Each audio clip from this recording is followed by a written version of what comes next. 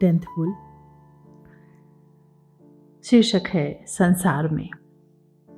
नग्न पैरों और वस्त्रों के बिना मैं संसार के लोगों में सम्मिलित हूँ। मेरे वस्त्र फटे हैं और धूल धूसरित, और मैं चिर आनंदित हूँ। मैं अपने लंबे जीवन हेतु कोई चमत्कार नहीं करता। अब मेरे समक्ष वृक्ष जीवित होते हैं।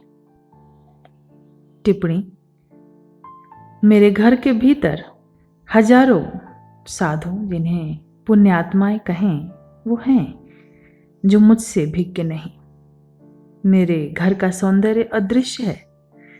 किसी को प्रधान पुरुषों के पद चिन्हों का अनुसरण करने की क्या आवश्यकता है। मैं अपनी शराब लिए भीड़ भरे बाजार के मध्य जाता हूँ और अपने सहयोगियों के साथ घर लौटता हूँ। मैं शराब की दुकान पर जाता हूँ और जिससे भी मैं मिलता हूँ वह आलोक या ज्ञान कहें वह पाता है।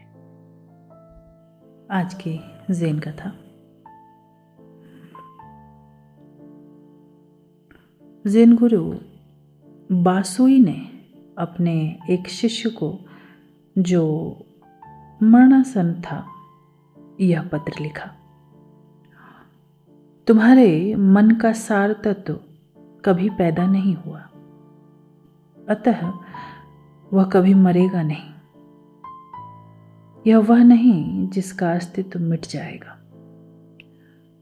यह वो शून्यता नहीं जो अभाव मात्र है। इसका न रंग है न आकार। यह सब भांति के सुख और संताप से परे है। मैं जानता हूं तुम बहुत बीमार हो। तुम सही ढंग से उस रोग का एक अच्छे ज़ेन विद्यार्थी की भांति सामना कर रहे हो सकता है तुम सही न जानते हो कि वस्तुतः कौन कष्ट पा रहा है, पर स्वयं से प्रश्न करो, इस मन का सार तत्व क्या है? मात्र इसके संबंध में सोचो और कुछ करने की आवश्यकता नहीं। लोभ मत करो। तुम्हारा अंत, जो कि अंतहीन है, शुद्ध वायु में घुलकर विलीन होने वाली बर्फ के टुकड़ों की भांति है।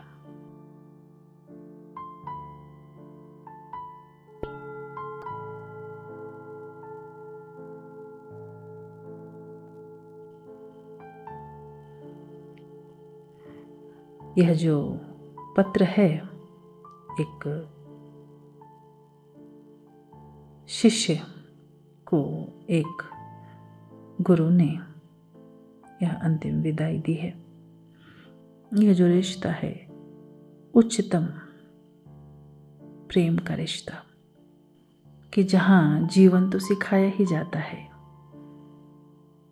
कैसे हम जाग कर मर सकें इसकी कला भी सिखाई जाती है। कभी भी किसी दुख तकलीफ से गुजर रहे हो तो फिर इस कथा को सुनिएगा। बहुत कुछ इसमें कहा गया है। श्रवण करें और इसके भीतर के तत्वों को सुने, जाने, समझें और अपनाएं। आज जो 10 बुल्स हम अलग अलग कथाओं में कुआन में सुन रहे हैं, आज अंतिम यह 10वां बुल है, जिसका शीर्षक था संसार में। जब यह जान जाते हैं कि यह बाहर और भीतर में कोई फर्क नहीं है, गुजर जाते हैं अनेक चरणों से,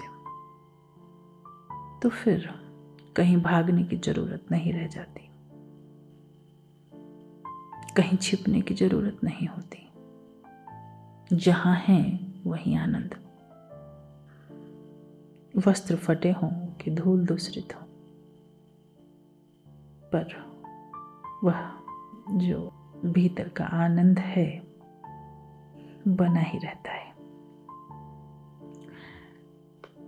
ये जो 10 बुल्स थे, इसमें एक साधक चित्त को सांड के रूप में कल्पना की गई है, जो एक शक्तिशाली ऊर्जा स्रोत है। बुद्धत्व के मार्ग पर आने वाले पड़ावों को काव्य के रूप में प्रकट करने का यह सच में ही सर्वोत्तम सफल प्रयास है।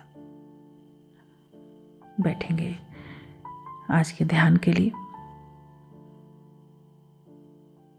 बुद्ध ने जिसे कहा है आनापान सति योग, श्वास का आना और जाना, बस उस पर निगाह। शरीर शांत स्थिर, आंखें आहिस्ते से बंद।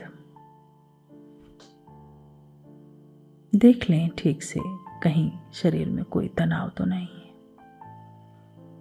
रीढ़ सीधी रख के बैठें तो अच्छा, पर उसका तनाव नहीं लेना।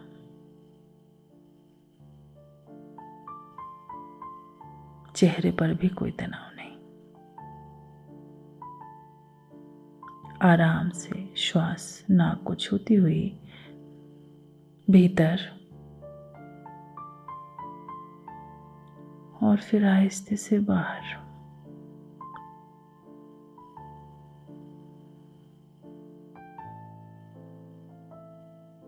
महसूस करें श्वास से आती हुई ऊर्जा को और फिर बाहर जाती हुई श्वास।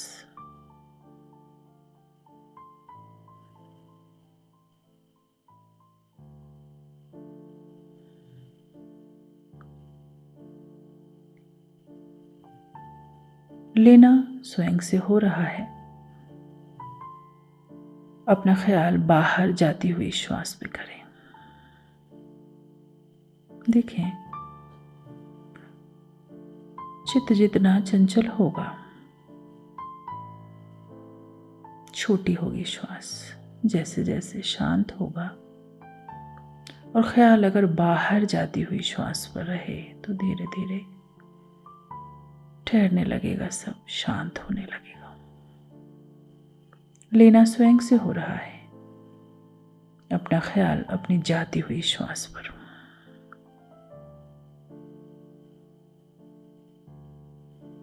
आज बैठें इस तरह से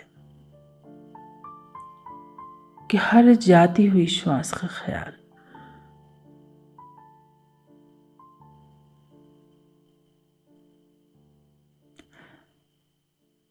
बैठे।